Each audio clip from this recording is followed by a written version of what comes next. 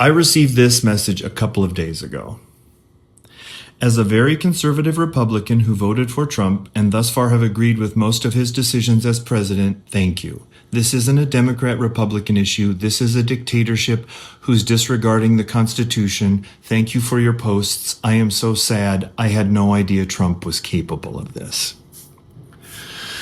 My very first political post last spring was on a long road trip, and I had not been on top of the news when I heard about Kilmar Abrego Garcia.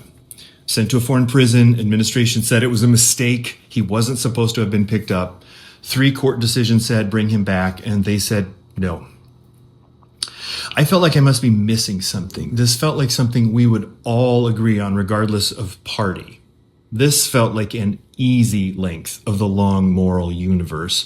So I went to the Fox News website, and the first thing that struck me was that without Democrats in power, none of the stories and headlines were very clickbaity or sensational. It was almost entirely conservative-leaning factual reporting. But there was no mention of the story. I did a search on the entire site for Kilmar Abrego Garcia. 0 hits. I remember watching a 9/11 truther video 20-some years ago. It was a 90-minute documentary-style video out to prove that all of 9/11 was faked and an inside job. And I was struck as I kept watching and realizing that I don't think a single bit of evidence they presented was false. That if this was the only source I had, I would absolutely believe this was the truth. The problems were all by omission. The story seemed so convincing because it was slowly constructed by facts. The evidence was all true. But without the additional evidence, that was also true. The conclusions were simply wrong. So when I saw 0 hits on Kilmar, it really struck me how there could be such a growing divide between the people trying to sound the alarm on this administration and those who think things are going well, and that we are simply angry, unhinged idiots who can't stand losing or can't see past our irrational hatred of the president, or both. So that first post, all I asked was for my conservative-leaning friends and family to look at a couple of news sources they don't normally see. Said, you don't have to agree with me on anything, and I didn't mention a single issue or event. Just look. Because if that 90-minute documentary could build such a convincing story, I imagined what it would be like for years and years to see information that simply lies through omission.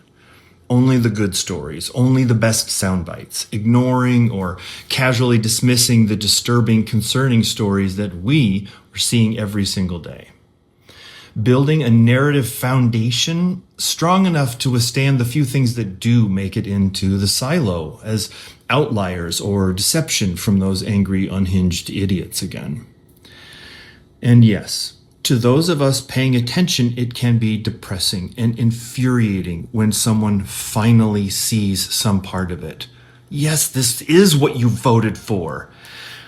And while many did, we have all been explaining, begging, shouting, showing over and over and over again, and it is hard to let go that moment someone says, I think I was wrong. And it's not for me to decide how anyone else reacts to someone having one of these moments. But for me, and I am far from perfect at it, I try to come back to 2 things. The first, something a marriage counselor said repeatedly: you can either be right or you can be married. If the goal of everything I have been doing and saying is trying to convince people of what I see really happening, then when it works and they do see, in the long run, would I rather make sure they know I have been right this whole time, or do my best to be welcoming and understanding now that they are here? The second is that these things that so many of us are so righteously fighting for and against right now are things that marginalized communities have been calmly trying, begging, shouting, showing over and over and over again as it was happening to them. That I am somewhere on that same spectrum for other people who have been here far longer than me.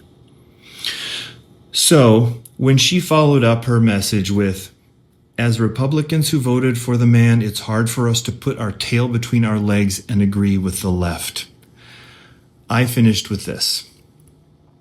I wish it didn't have to feel like putting your tail between your legs. We humans often have such a tough time with the need to be or be seen as right, that we often miss the chance to celebrate someone learning something new or changing their mind or seeing things change.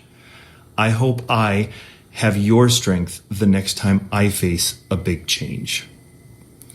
Again, every story and circumstance is different, and I am not the arbiter of how anyone else reacts. I am certainly not going to tell a black woman who has been fighting this fight every day of her life that she should congratulate this privileged white man for finally showing the hell up.